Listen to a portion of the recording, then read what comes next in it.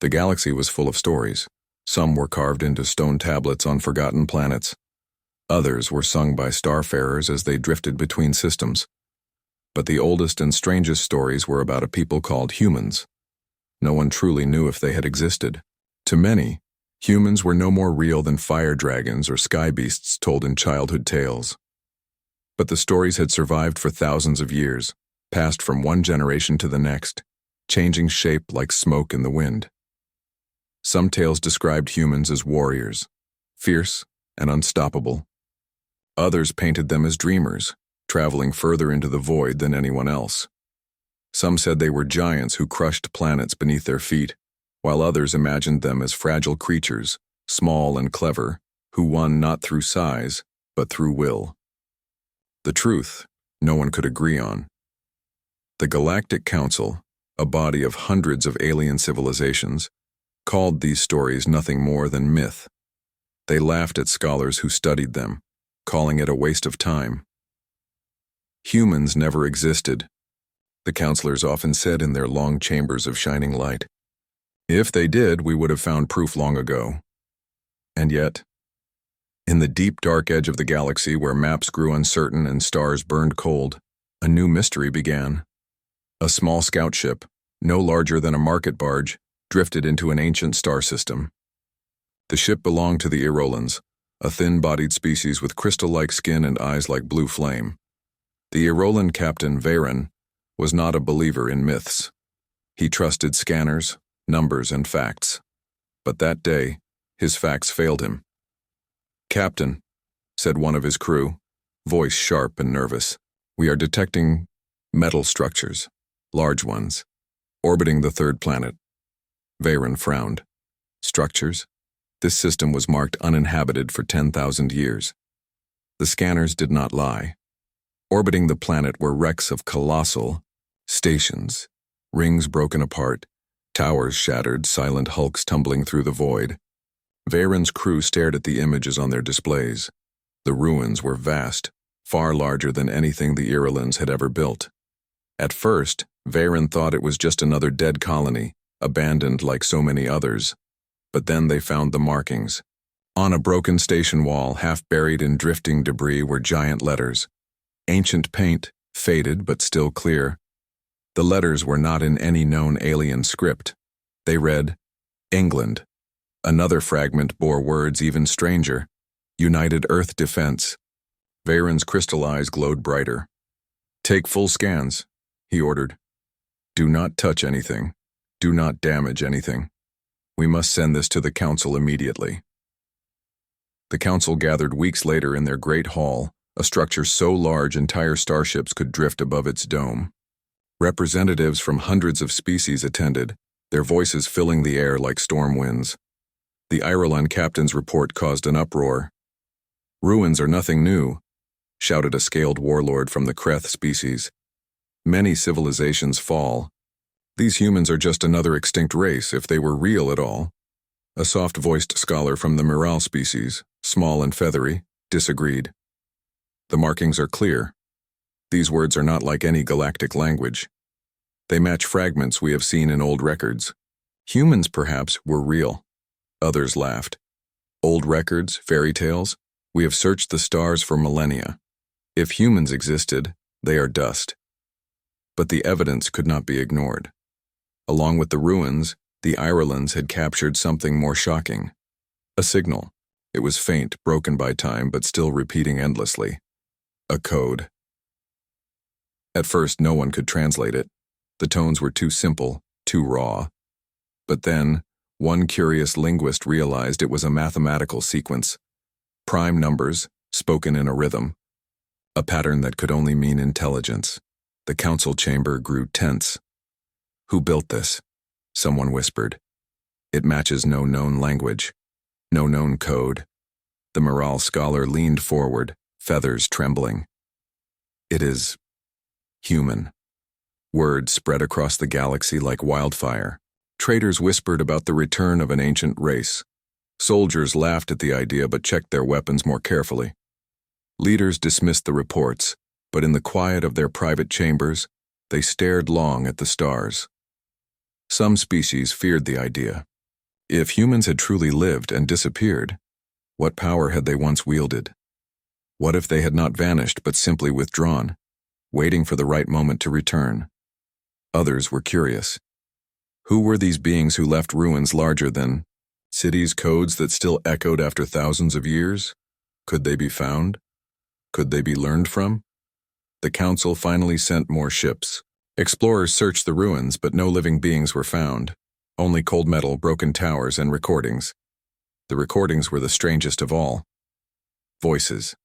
Not alien voices, but sharp, warm, strange sounds.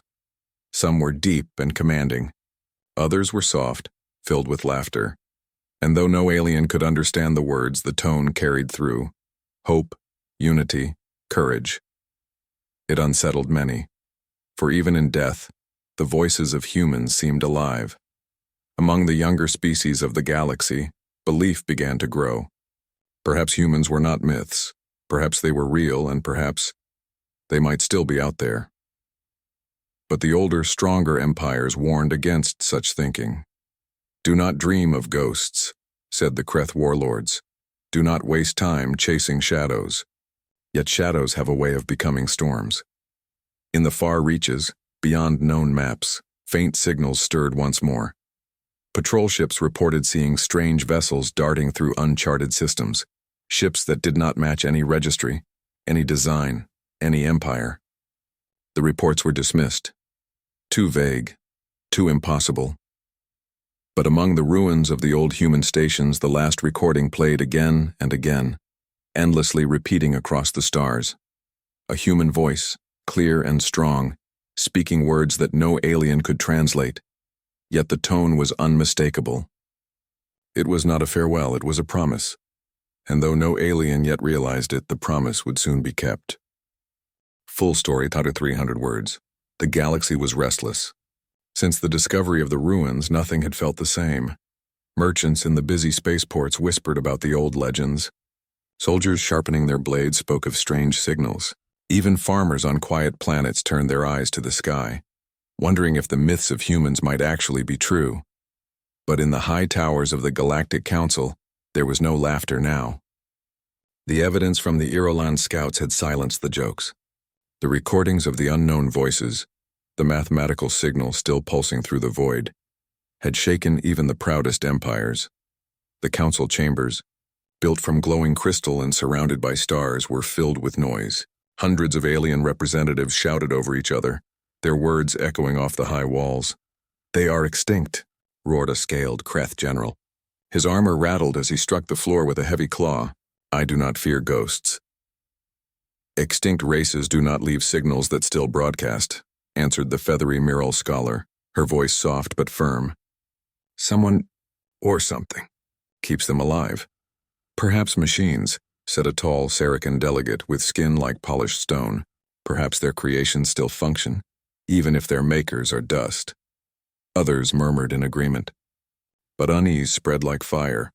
For thousands of years, the Galactic Council had been the highest power. Entire fleets obeyed its word. But now they faced a question that none of them had expected. What if humanity had not vanished at all? Captain Veyron of the Irolan sat in silence at the edge of the chamber. He had brought the ruins to light, but he felt no joy. The crystal patterns on his skin glowed faintly, showing his unease. He had seen the wreckage with his own eyes. He had heard the recordings. And while the council argued, Veyron remembered the strange feeling he had when he listened. The voices of humans, though strange and sharp, did not sound weak. They sounded alive, like echoes of people who refused to be forgotten. Across the galaxy, more reports began to arrive. In one system, a scout team found a drifting station, empty, silent, but bearing strange markings. In another, an explorer claimed to have seen a ship design unknown to any race. No proof, only shadows. But the shadows grew. On the trade routes, rumors became currency. A merchant swore he saw a triangular vessel appear from nowhere, then vanish in a flash of light. A pirate fleet claimed they were chased away by a strange warship, sleek and fast, unlike any they had ever fought. Most dismissed these tales as lies. But deep inside, fear began to grow. The council finally voted to act. They would send expeditions to the outer edges of the galaxy, to search for the truth. Admiral Jurok of the Saracens was placed in command. He was old, calm, and respected by all. His fleet was strong, dozens of ships with weapons that could level moons. When he spoke, his voice rumbled like stone. "If there are humans," he told his officers, "we will find them. If there are only ruins, then we will end these childish stories." But in his private thoughts, Jurok was not so certain. The old tales haunted him, the stories of human courage, human stubbornness, human will. If such beings truly returned, what would it mean for the galaxy? The expedition began. Ships jumped into uncharted systems, scanning every planet, every asteroid. They found ruins, yes, but not lifeless ruins. Some still had power. Strange machines, half broken, hummed faintly in the dark. They were built from metals no one could identify, stronger and lighter than any known alloy. One ruin even contained a library of data crystals. The information was damaged, but fragments revealed images of strange beings, two-legged, two-armed, with soft features and eyes filled with determination. For the first time, the galaxy looked upon the true face of humanity. The Miral scholar was the first to speak when the images were shown in the council chamber. "They are small," she said softly, "smaller than most of us, fragile in appearance." "Then they are weak," growled the Kreth general. "This is the mighty race we feared?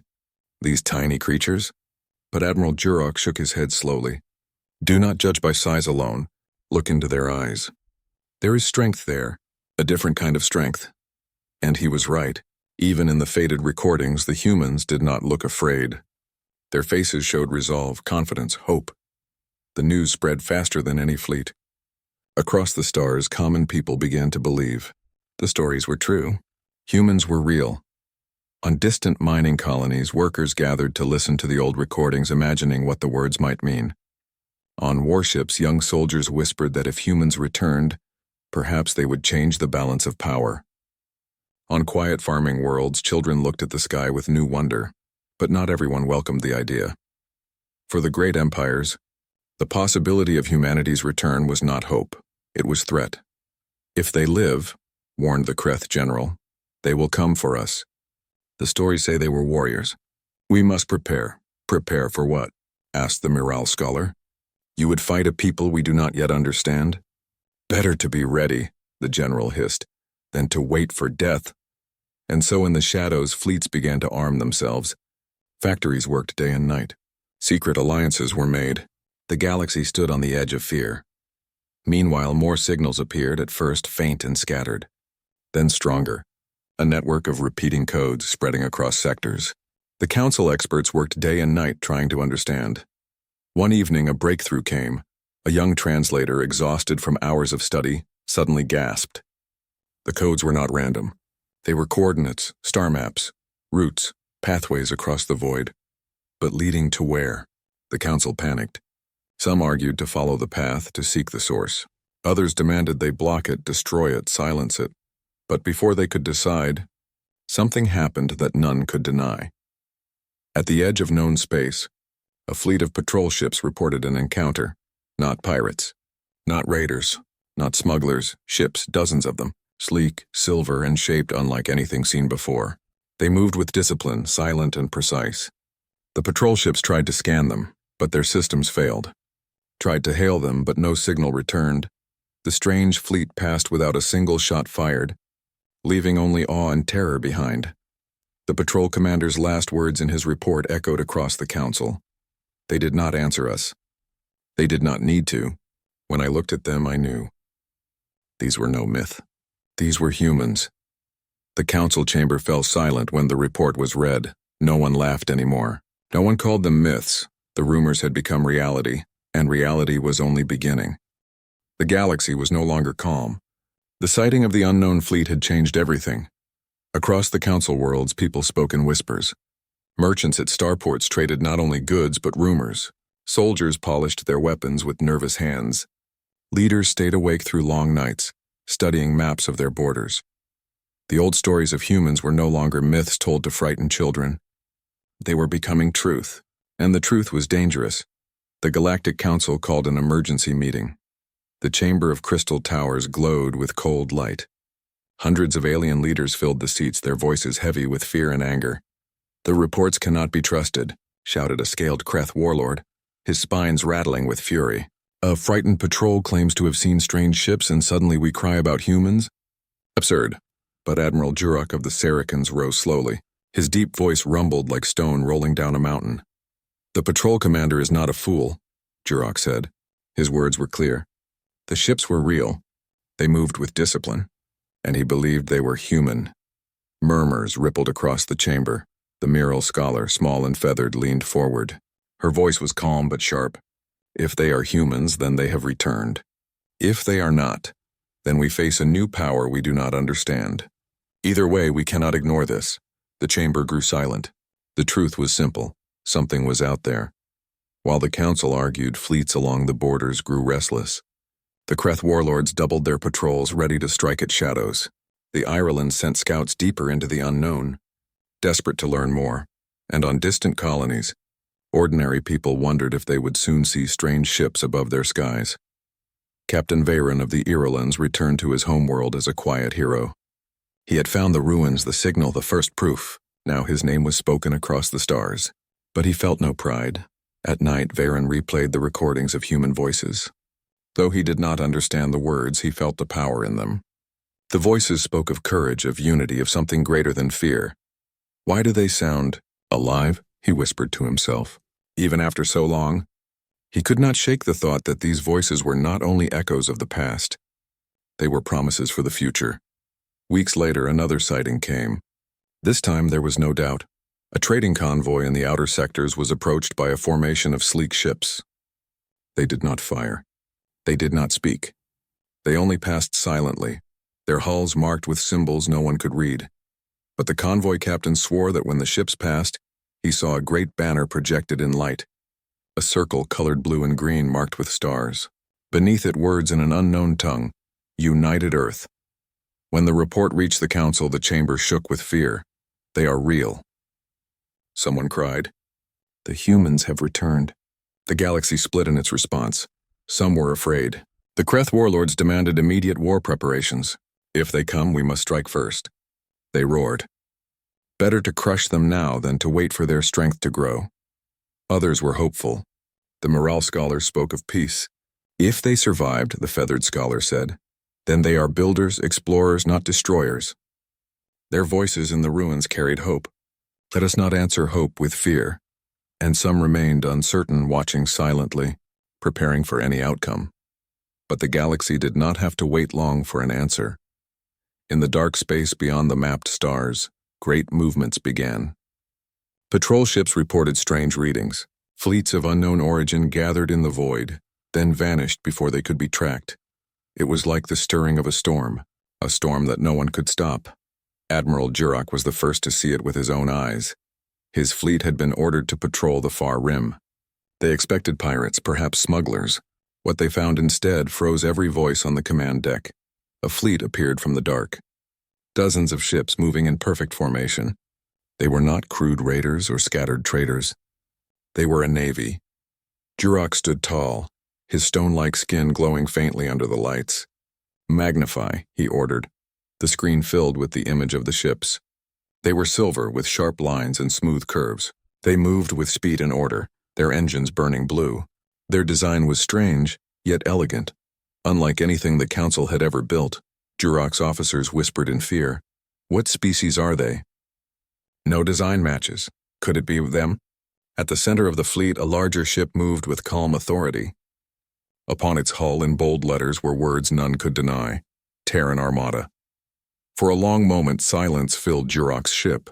Then one of his officers spoke softly. The myths are real. Jurok's eyes narrowed. He felt both awe and dread. The storm had arrived. The strange fleet did not attack. They did not even raise their weapons. They only moved forward, slow and steady, as if announcing their presence. Then a message came. A simple broadcast sent across every channel. It was not translated into alien tongues. It was spoken in the raw, sharp sounds of the human voice. We are humanity. We remember. We return. The words echoed across every receiver, reaching every world, every ship. Even those who did not understand the language felt the meaning. It was not a threat. It was not a plea. It was a declaration. Panic spread across the galaxy. Some worlds prepared for war, arming every ship, every soldier. Others fell into silence, unsure whether to fear or to hope. On the streets of colonies, people pointed to the skies and whispered, "The humans are back." Children who had grown up hearing the old stories now saw them come alive. Elders who once laughed at myths now trembled at the truth. The galaxy was changing. The storm was here. In the council chamber, arguments raged. "We must prepare fleets," cried the Kreth general. "Strike before they strike us." "No," the Miral scholar answered. "We must speak with them. We must know their intent. Violence will only bring destruction." The council could not agree. Fear and hope clashed in every word. But Admiral Jurok, who had seen the Armada with his own eyes, spoke quietly, and his words carried weight. "They do not move like raiders," he said. "They do not speak like conquerors. They return with purpose. We must be ready, not only for war, but for something greater." His words hung in the chamber. Something greater. Far away aboard the flagship of the Terran Armada, human commanders stood at their stations. They looked out at the galaxy that had forgotten them, the galaxy that once believed they were only myths. Now, humanity had returned. Not to hide, not to fade, but to stand once more beneath the stars. And as their armada moved forward, the galaxy held its breath. The gathering storm had broken. The galaxy had never been more tense. Since the Terran Armada had appeared, every fleet, every world, and every council chamber waited, unsure what would happen next. The humans had made no aggressive moves, yet their mere presence had shifted the balance of power. Every sensor scan, every report, every rumor carried weight. For the first time in thousands of years, civilizations that had ignored one another now spoke of alliance or war. Admiral Jurok's fleet had been ordered to approach the Terran Armada. They were careful, cautious, and nervous. As his ships moved closer, the humans' fleet did not retreat. They did not prepare weapons. They only waited, perfectly organized in formations that seemed impossible for so many ships. Jurok's officers were uneasy. "They could destroy us in minutes," said one. "Why do they not attack?" Jurok shook his head. "Perhaps they do not intend to fight. Perhaps they wish only to be seen." And then the message came, a broadcast unlike any before. It was calm, direct, and filled with authority. The humans' language was sharp and unfamiliar, but the meaning carried through in tone. "We are humanity. We do not come to conquer. We come to meet the galaxy as it is. We seek understanding." Silence fell across Jurok's command deck. The words had no threat. Yet the weight of them filled every officer with awe. The council quickly organized a delegation. Representatives from several species would meet the human commanders face to face. It was the most unusual council in history. For the first time, delegates traveled outside the safety of their homeworlds to meet a species that had been thought extinct. Captain Varen of the Irolans was chosen to accompany the delegation. He felt uneasy but honored. "I will see them with my own eyes," he said. "If humans are real, I must know their truth." The meeting took place aboard a neutral station, floating in a system far from populated space. The station was vast, its walls glimmering with metal and light. The council delegates waited in a central chamber, where sensors could detect even the slightest movement. And then the doors opened. Humans stepped inside. They were smaller than most of the delegates had imagined. Their bodies were compact with soft features and eyes that seemed to shine with intelligence, but despite their size, every movement carried confidence. Every step seemed purposeful. A hush fell across the chamber.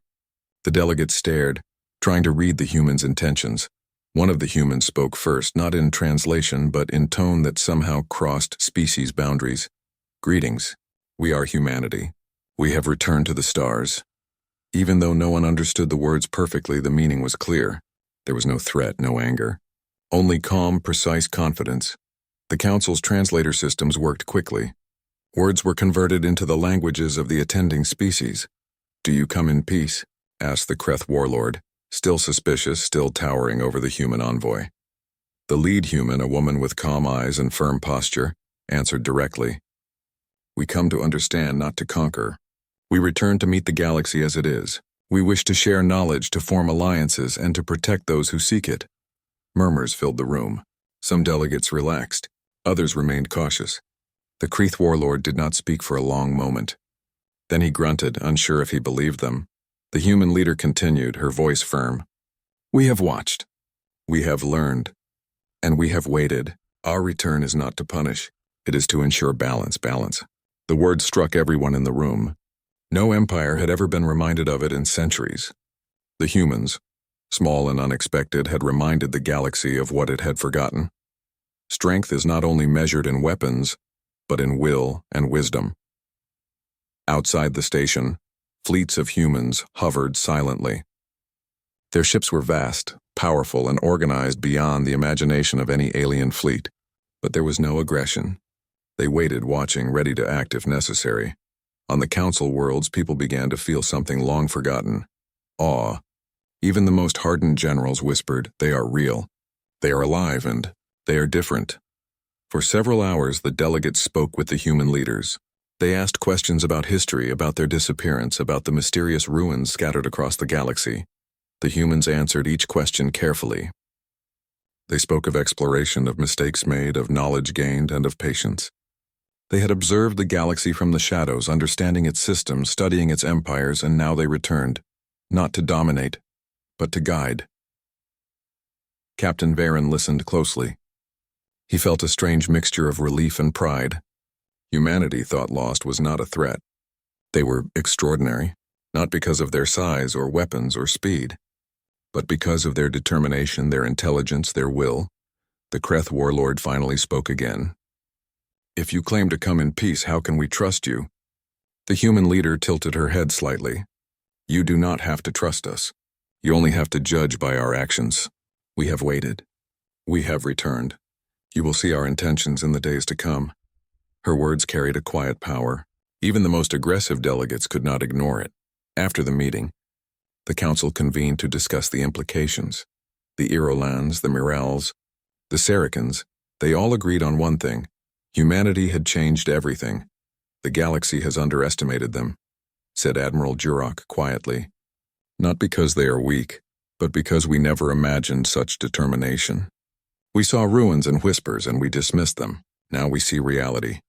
Other delegates nodded in agreement. Even the Kreth warlord, still wary, admitted that humanity's presence could not be ignored.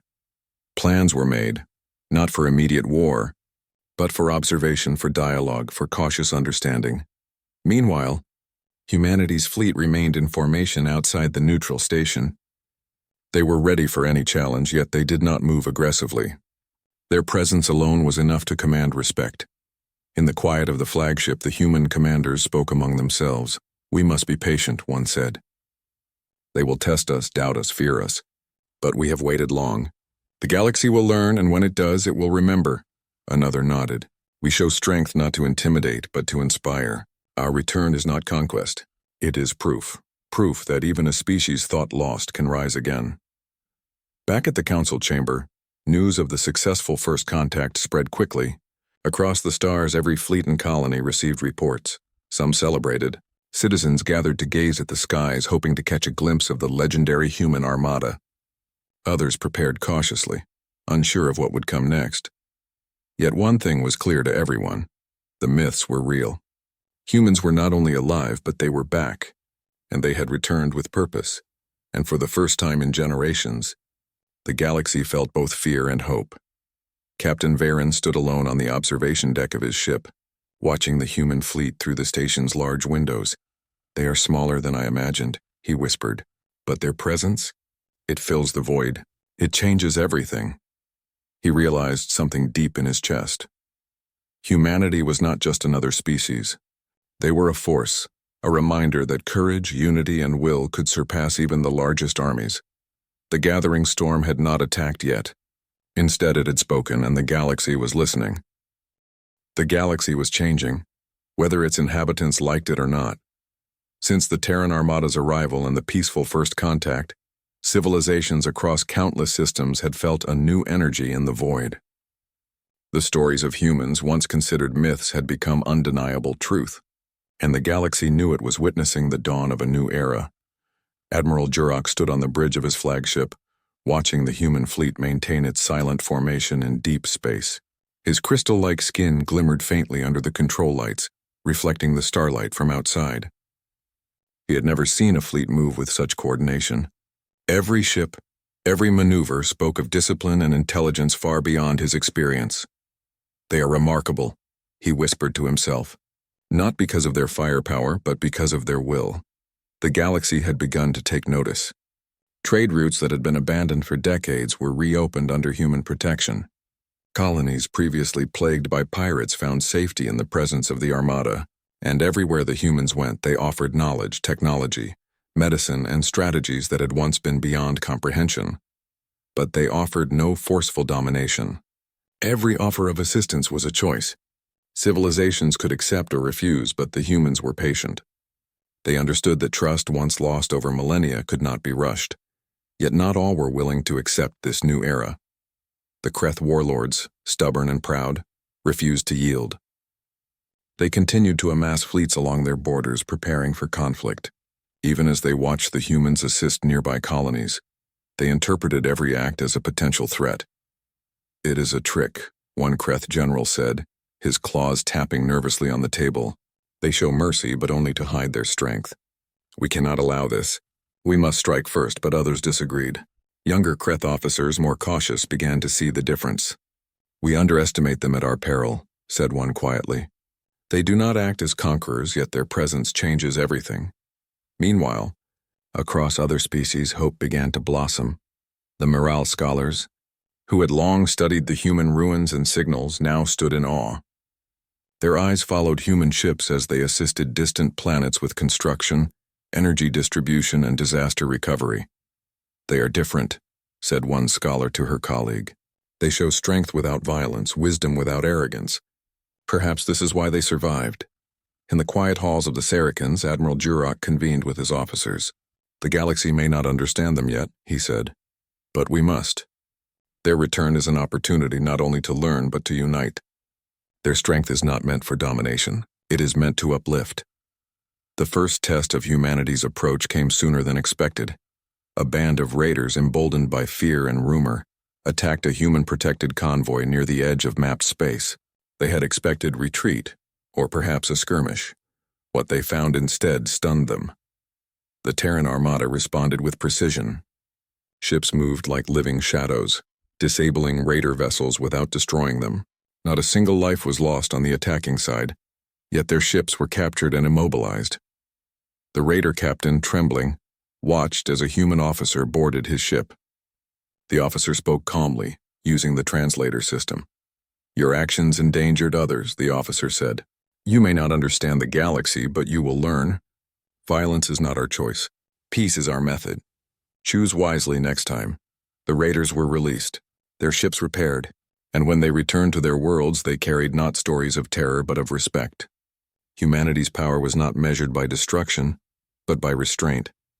Word of this reached the Galactic Council. The delegates debated, but the outcome was clear. The humans had shown a strength unlike any before, strength tempered by wisdom. They could have conquered the galaxy in weeks, yet they chose a path of cooperation. Captain Varen watched the reports with pride. "They are teaching the galaxy what it has forgotten," he said softly. "That power is not only weapons. It is will, patience, and honor." Over the following months, the Terran Armada became a fixture in galactic affairs. On one planet, humans helped restore a damaged energy grid, enabling entire cities to function after decades of neglect. On another, they provided medical knowledge to cure diseases that had plagued species for generations. They shared star maps, trade routes, and new methods of faster-than-light travel, always offering, never forcing, and everywhere their presence changed hearts and minds. Former enemies reconsidered alliances. Suspicious worlds began to trust. The galaxy, once fractured and fearful, began to move toward unity. Yet humanity's return was not without challenge. Some species feared that their ideals would be imposed. Some doubted their motives. Some simply could not accept that a long-lost race could return not for war, but for hope. The Kreth warlords continued their plotting, gathering fleets and weapons. They tested the humans in small skirmishes, only to be outmaneuvered each time. Yet the humans never struck in anger. Their methods were precise, measured, designed to neutralize threats without unnecessary harm. Even the most stubborn generals began to respect them. "We cannot beat them. one admitted quietly. But perhaps we can learn from them. Across the galaxy, ordinary citizens began to tell stories. Children who had grown up hearing myths of humans now spoke of their return as history in the making. Farmers, miners, and merchants looked up at the stars and whispered with hope. They have come back. We are not alone. And we are safe, if we choose to be.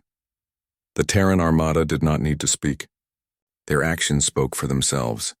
They had returned not to dominate, but to guide. They had returned not for war, but for balance. In one of the human command ships, the leaders convened quietly. We have done what we came to do, one said. The galaxy sees our strength. They see our purpose. Now begins the true work, another nodded. We show restraint. We teach without force. The galaxy will change. It will remember that even a species thought lost can rise again, that even the smallest can inspire the greatest. Their words carried an unspoken truth. Humanity was not here to rule, but to prove that intelligence, courage, and compassion were more powerful than fear and aggression. Back at the Galactic Council, the delegates slowly came to terms with the new reality. This is not conquest, said Admiral Jurok. It is something greater. They remind us what the galaxy could be if we only work together. The Mural Scholar added, perhaps we judged them too quickly. They were not a threat. They are a promise, a living proof that hope endures even in the darkest times. Even the Kreth warlords could not argue against the growing truth. Humanity had returned. They had shown their power, their wisdom, and their restraint. And in doing so, they had inspired a galaxy long divided. Years passed and the galaxy began to change. Borders became safer. Trade flourished. Knowledge spread faster than ever before. Former enemies learned to cooperate. And everywhere the stories of humans shifted. From myths of war and mystery to legends of courage, hope, and guidance. Captain Veyron, now older and respected across the galaxy, reflected on what he had witnessed. We thought they were myths. We thought they were gone. But they were waiting.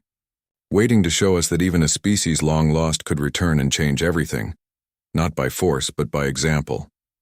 The Terran Armada continued to move through the stars, not as conquerors, but as guardians. They were ready for threats, yet they offered aid.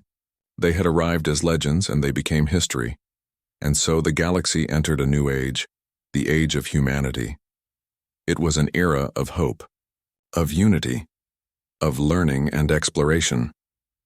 Civilizations that had once feared each other now looked to the humans not with worship, but with respect. They had returned from myth, from silence, from the shadows of history, and they reminded the galaxy of a simple truth. Strength is not in domination. Power is not in fear. And the smallest, most underestimated beings can change the fate of the stars. The galaxy had witnessed the impossible, and it would never be the same again.